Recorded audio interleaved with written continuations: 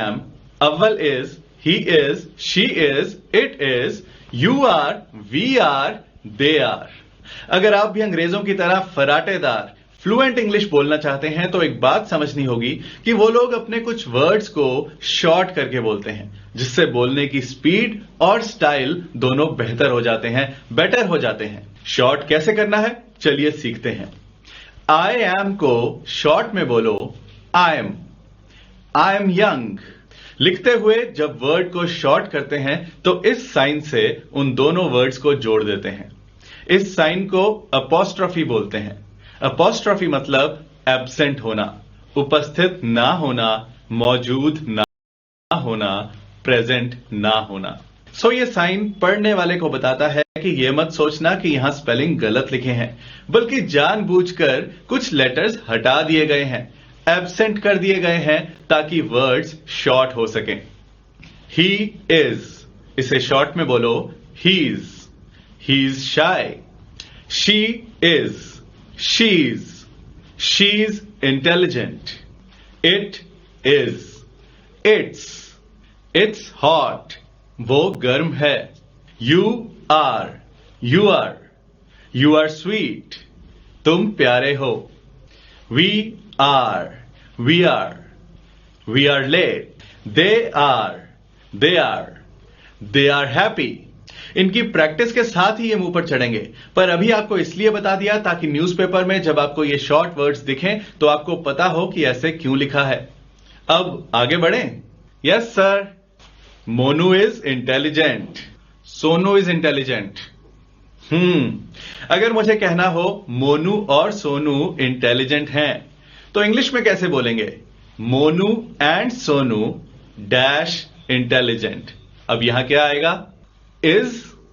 मोनू और सोनू जब दो लोग हो गए तो वो एक से ज्यादा हो गए। एक से ज्यादा लोगों के लिए हमने क्या सीखा था? They are. सो यहां भी उसी तरह बोलेंगे, बस दे की जगह हम उनके नाम बोल देंगे। Monu and Sonu are intelligent. Monu और सोनू इंटेलिजेंट हैं। Riya and Suman are honest. Pankaj and Vinay are late. Deepak and Sapna are married.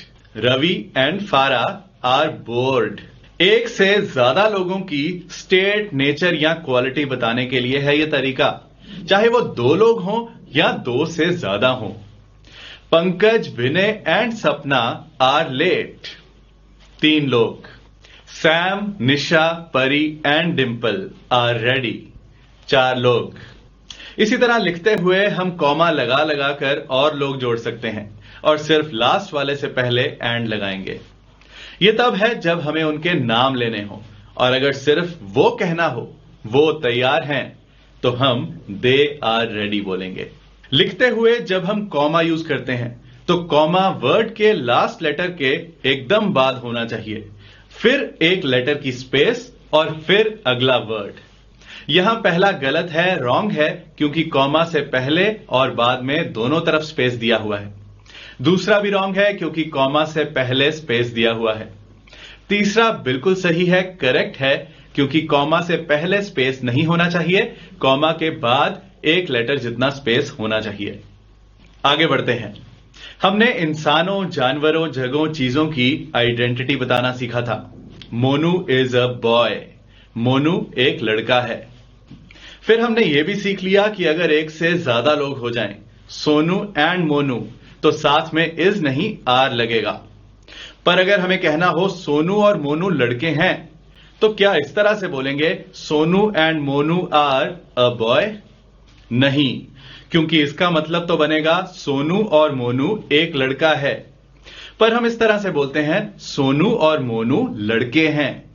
लड़के हैं, लड़के।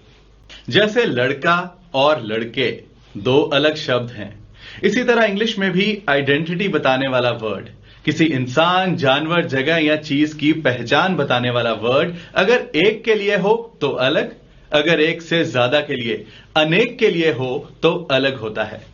अ बॉय एक लड़का, बॉयज लड़के। अ गर्ल एक लड़की, गर्ल्स लड़कियां। अ मैन एक आदमी, men आदमी लोग, अ वुमेन एक औरत, विमेन औरतें। एक से ज्यादा की बात करते हुए वर्ड के साथ अ या एन हट जाता है क्योंकि अब वो चीज एक नहीं रही। और जैसे मैंने बताया था, अ या एन का मतलब है एक। Sonu and Monu are boys. Sonu और मोनू लड़के हैं। ये एक ऐसा टॉपिक है जिसमें इंग्लिश सीखने वाले 90% लोग गलती कर जाते हैं क्योंकि वो लोग एक से ज्यादा की बात करते हुए भी एक के लिए यूज होने वाला वर्ड बोल जाते हैं। सो अगर आप ये अच्छे से सीख गए तो आप उन 10% लोगों में पहुंच जाओगे जो इंग्लिश अच्छे से सीख लेते हैं। सो इस टॉपिक पर ध्यान देना। जिस तरह एक कुंवारे इंसान को हम कहते हैं वो सिंगल है, इसी तरह इंग्लिश में एक के लिए यूज होने वाले वर्ड को सिंगुलर कहा जाता है। जैसे हिंदी व्याकरण में एक वचन होता है। अब सिंगल इंसान कब सिंगल नहीं रहता? जब उसकी शादी हो जाती है। उसकी लाइफ में एक इंसान प्लस हो जाता है, बढ़ जाता है। हां, ये मैथ वाला प्लस है। जैसे एक के लिए यूज होने वाला वर्ड सिंगुलर कहलाता है, एक से ज्यादा के लिए यूज होने वाला वर्ड प्लूरल कहलाता है। प्लस से याद रखना प्लूरल, जैसे हिंदी में बहुवचन। अब मान लो आप कौन बनेगा करोड़पति में हॉट सीट पर बैठे हो और आपको अलग अलग तस्वीरें दिखाकर, अलग अलग पिक्चर्स दिखाकर पूछा जाता है कि वो क्या है। तो आप किस तरह से जवाब दोगे वो मैं आपको बताता हूं और साथ ही साथ सिंगुलर और प्लूरल की प्रैक्टिस करते हैं। वो एक फल है। It's a fruit. वो फल हैं। They are fruits. अब आगे हम हिंदी की मदद के बिना ही बोलेंगे और आप भी मेरे पीछे पीछे बोलना। It's an apple. They are apples. It's a mango. They are mangoes. It's a grape. They are grapes. It's a guava. They are guavas. It's a pear. They are pears. It's a pineapple. They are pineapples. It's an orange. They are oranges. It's a banana. They are bananas. It's a vegetable. They are vegetables. It's a potato. They are potatoes. It's a tomato. They are tomatoes. It's an onion. They are onions. It's a carrot. They are carrots. It's a radish. They are radishes. It's a cucumber. They are cucumbers. It's an animal. They are animals. It's an elephant. They are elephants. It's a dog. They are dogs. It's a cat. They are cats. It's a cow. They are cows. It's a pig. They are pigs. It's a snake. They are snakes. It's a lizard. They are lizards. It's a mouse. They are mice. चूहे को English में rat भी कहा जाता है और एक से ज्यादा चूहे rats. It's a bird. They are birds. It's a sparrow. They are sparrows. It's a pigeon. They are pigeons. It's a parrot. They are parrots. It's an insect.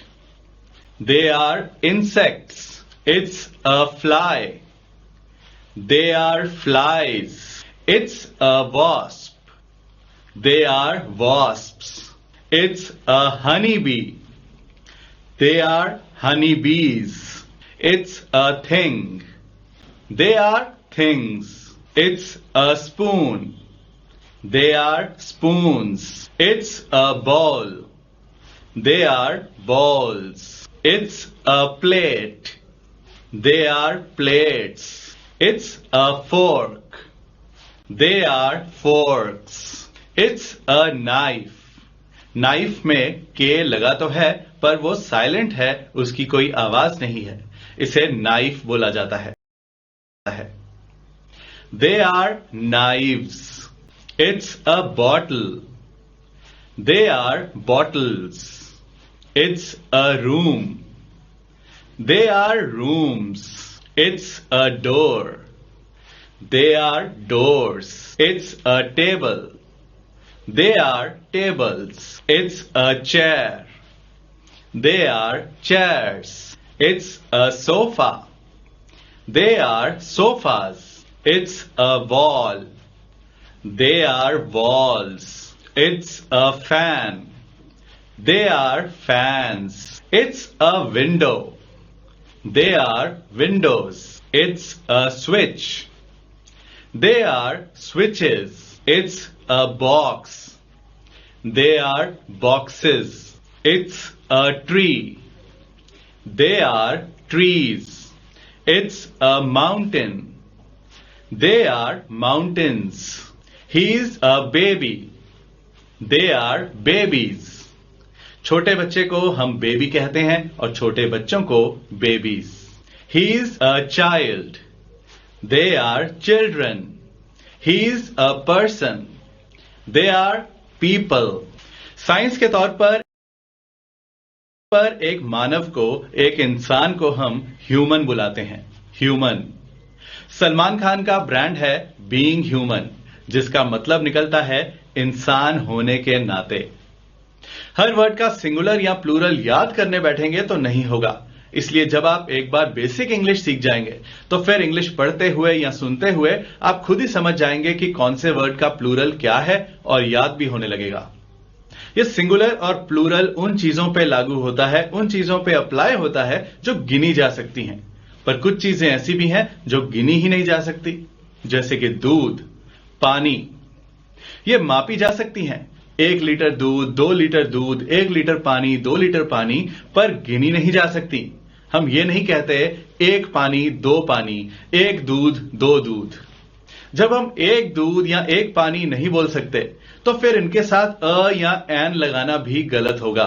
चाहे दूध थोड़ा हो या ज्यादा, गिना तो जा ही नहीं सकता। सो मिल्क को, दूध को सिर्फ सिंगल चीज माना जाता है, उसका प्लूरल नहीं होता। उसका सिर्फ एक ही नाम है मिल्क, ना अ मिल्क ना मिल्क्स, क्योंकि गिना नहीं जा सकता। इसी तरह वाटर यानी पानी सिर्फ वाटर कहलाता है, ना अ वाटर ना वाटर्स। ये दोनों गलत होंगे। ऐसी और भी कुछ चीजें हैं जो गिनी नहीं जा सकती, अनकाउंटेबल हैं, उन्हें भी हमेशा एक ही नाम से बुलाया जाता है। एयर, हवा। इट्स एयर, वो हवा है। इट्स एन एयर या दे आर एयर दोनों गलत होंगे। वो चीनी है। इट्स शुगर, वो चाय है। इट्स टी, वो चावल हैं। It's rice. चावल को इंग्लिश में अनकाउंटेबल माना जाता है कि ये गिने नहीं जा सकते, इतने छोटे और इतने सारे होते हैं कि आप इसे गिन नहीं सकते। वो प्यार है। It's love. वो डर है। It's fear. वो ज्ञान है। It's knowledge. वो पैसा है। It's money. सर पैसे तो गिन सकते हैं ना, 1 रुपया, 2 रुपए, 10 रुपए, 1000 रुपए, 10,000 रुपए, 1 लाख रुपए। बहुत लोग ये सुनकर कंफ्यूज हो जाते हैं कि पैसे कैसे नहीं गिने जा सकते। मैं समझाता हूं। सोचो हम आमतौर पर क्या कहते हैं, इसके पास बहुत पैसा है। पर अगर पूछा जाए कितना है तो जवाब रुपयों में, नोटों में या सिक्कों में ही बताया जाता है। रुपया तो नाम है करेंसी का, जो हर देश की अलग है। सो करेंसी गिनी जाती है, उसके नोट गिने जाते हैं, उसके सिक्के गिने जाते हैं, पर पैसे को गिने जाने वाली चीज नहीं माना जाता। सो अ मनी या मनीज कहना गलत होगा। मनी सिर्फ मनी रहेगा। अब आपने सीख लिया कि कुछ चीजें हैं जो गिनी नहीं जा सकती, जैसे कि मिल्क, और कुछ चीजें हैं जो गिनी जा सकती हैं, जैसे कि बॉटल। अब अगर दूध को बोतल में डाल दिया जाए, मिल्क को बॉटल में डाल दिया जाए, तो माना कि हम मिल्क को नहीं गिन सकते, लेकिन बॉटल तो गिनी जा सकती हैं। सो हम कह सकते हैं it's a bottle of milk. They are bottles of milk. Milk नहीं गिन रहे, सिर्फ बॉटल्स गिन रहे हैं जिनमें मिल्क है। They are glasses of water. पानी नहीं गिन रहे, ग्लास गिन रहे हैं जिनमें पानी है। It's a cylinder of air. They are cylinders of air. Air नहीं गिन रहे, हवा नहीं गिन रहे, सिर्फ सिलेंडर्स गिन रहे हैं जिनमें हवा है। It's a packet of tea. They are packets of tea. Tea नहीं गिन रहे, पैकेट्स गिन रहे हैं जिनमें टी है। अब आपका होमवर्क, अपनी डायरी में आज बताए गए कोई भी 20 वर्ड्स के सिंगुलर और प्लूरल सेंटेंसेस लिखना और बोल बोल कर प्रैक्टिस करना। मिलता हूं नेक्स्ट लेसन में।